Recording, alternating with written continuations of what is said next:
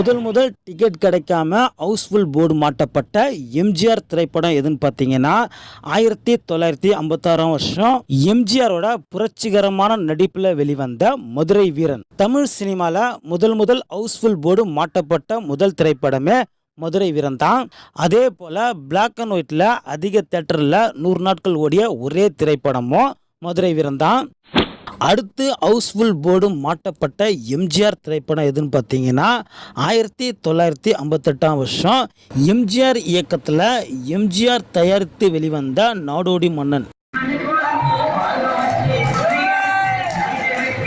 அதாவது ரிசர்வேஷன்லேயே Housefull board மாட்டப்பட்ட முதல் திரைப்படமே எம்ஜிஆர் நடிப்பில் வெளிவந்த நாடோடி மன்னன்.